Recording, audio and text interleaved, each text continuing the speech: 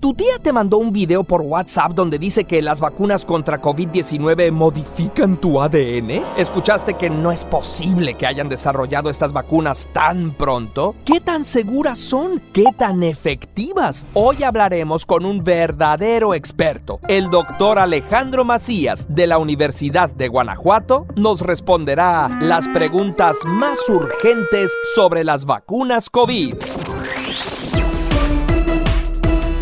¡Hey! Acuérdate de suscribirte a Curiosamente. ¿Ya lo hiciste? Pues empecemos con las preguntas. Doctor, sorprende la velocidad con la que se aprobaron estas vacunas, mientras que otras tardan varios años y algunas, como la del VIH-Sida, aún no se logran. ¿Cómo es posible? Se puede decir que varios factores se confabularon contra el virus para poder tener vacunas tan rápido. Primero, que el virus era muy susceptible a las vacunas, no así algunos otros virus que son mucho más variables. En segundo lugar, que se sintió una urgencia y las compañías se pusieron a trabajar muy rápido en eso. El desarrollo de vacunas fue también posible de acuerdo con convenios con las universidades, las empresas, los gobiernos, particularmente los gobiernos de países desarrollados.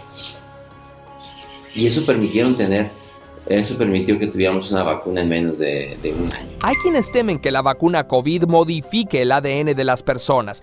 ¿De verdad puede pasar esto?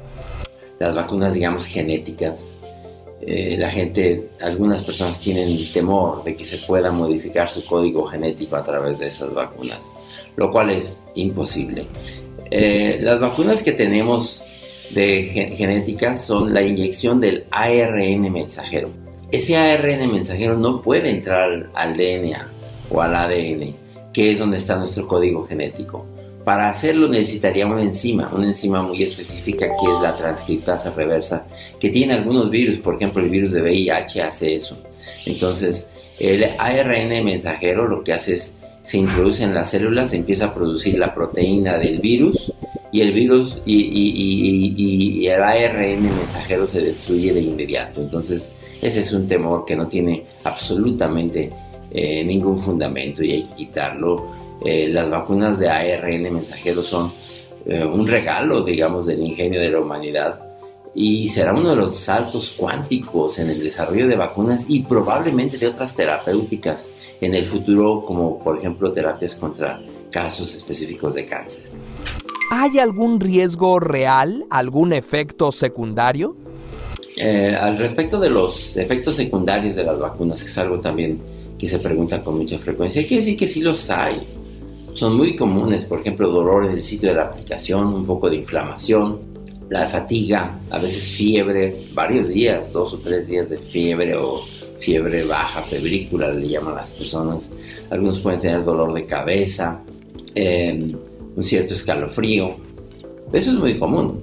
Pero las reacciones graves son extraordinariamente poco frecuentes. Por ejemplo, que haya trombos. Todavía se duda si eso pueda ocurrir. En caso de que ocurra, sería más o menos 1 por millón de dosis. Es más fácil que te atropellen cruzando la calle a que tengas un trombo por una vacuna. Algunas, por ejemplo, las de ARN, se han asociado con alergias graves. Es más o menos 1 en cada 300,000 dosis. Las vacunas, por ejemplo, la vacuna de Pfizer, o de 400,000 dosis de la vacuna de Moderna. Son extraordinariamente poco comunes. En conclusión, las reacciones leves, transitorias, llevaderas son muy comunes. Las reacciones graves son muy poco comunes. ¿Por qué hay tantas vacunas diferentes? ¿Conviene más una que otra? Bueno, hay varias vacunas diferentes porque hubo distintas líneas de investigación, las de virus enteros, como las vacunas chinas de Sinovac o Sinopharm, las de ARN mensajero, que son genéticas, como la de Pfizer, la de Moderna, las que usan otros virus como vectores para mandar información a las células y que se produzcan las proteínas del COVID, que esas son vacunas de adenovirus, como las de AstraZeneca, la Gamaleya, la CanSino, la propia vacuna de Johnson & Johnson. Hay varias porque pues se dieron muchas líneas de investigación, todas son buenas, unas son un poco más eficaces que otras, para evitar enfermedad, pero todas son muy eficaces para evitar lo que más importa, que es enfermedad grave y muerte, hospitalización y muerte. Entonces, ¿cuál es la mejor vacuna? ¿Cuál es la que te debes de poner? La que te toque. La mejor vacuna es la que te toque. Póntela sin problema, sin miramientos, porque los efectos colaterales son muy leves. ¿Y por qué varias vacunas necesitan 2 dosis? Algunas vacunas son de una sola dosis, como la de CanSino, la vacuna de Johnson & Johnson, pero las vacunas de 2 dosis se estudiaron así porque la segunda induce una reacción mucho más intensa, se espera que sea más intensa, más eficaz y al mismo tiempo más duradera. Entonces hay que ponerse las 2 dosis. Cuando no te toque a tiempo la segunda dosis, porque la logística de la vacunación así lo está dictando, no te preocupes, póntela en cuanto esté disponible, ponte tu segunda dosis, pero la primera dosis no se pierde por el hecho de que la segunda no se ponga a tiempo. Una vez que se vacune la mayor parte de la población, ¿qué pasará? ¿Podemos dar por terminada la pandemia? Cuando ya se haya vacunado un alto porcentaje de la población, adquiriremos lo que se llama la inmunidad de rebaño, que quiere decir que ya poca gente se va a estar infectando cada año, un poco parecido a lo que hace el virus de la influenza. Y eso significará que la enfermedad deberá ser ya más leve cuando la gente ya tenga inmunidad. Habremos de vacunar en el futuro inclusive jóvenes y niños. Y por otro lado, que la vacuna dará mayor eficacia a la presencia de enfermedad en todo el año. Me refiero, el virus se va a hacer prácticamente estacional, como lo hace el virus de la influenza. El virus entonces de COVID seguramente llegará los inviernos, deberá ser ya menos grave, sobre todo la gente que ya esté vacunada, y probablemente tendremos que estarnos revacunando cada determinado tiempo, probablemente cada 5 años, no sabemos eso, pero así será casi seguramente. Se dará por finalizada la pandemia, sí, pero seguirá en estaciones, seguramente circulando o co-circulando con los virus de la influenza. Oiga, doctor, ¿y qué pasaría si mucha gente se niega a vacunarse?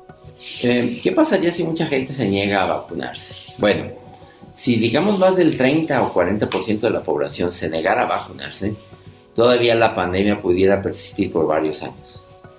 Por fortuna ese no será el caso de los países latinoamericanos. En América Latina la gente permite la vacunación, somos países de vacunación, a diferencia inclusive de países desarrollados. Ese no será el caso de América Latina. Seguramente en América Latina, si no el 100%, más del 80-90% de la gente permitirá la vacuna, y eso significará el fin de la pandemia, desde luego, siempre y cuando tengamos suficientes vacunas. En los países en los que no se lograra esa alta cobertura, pues la pandemia pudiera perpetuarse por más tiempo, o se pudiera estar teniendo estaciones más intensas.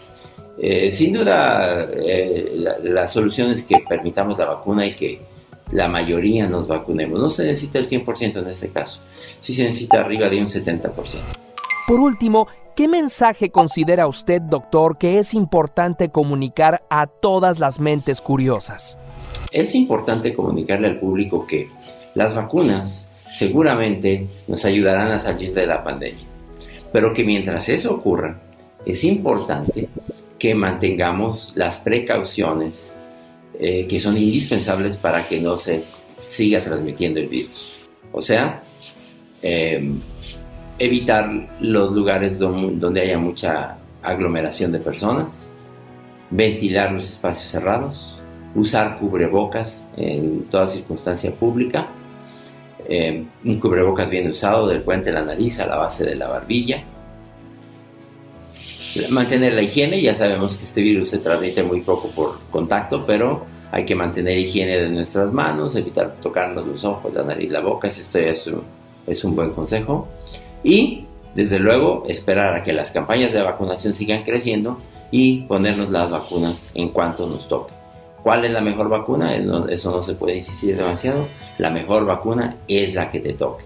Póntela, va a evitarte un problema serio, va a evitar que te pongas gravemente enfermo y que eventualmente pudieras inclusive fallecer. Muchas gracias.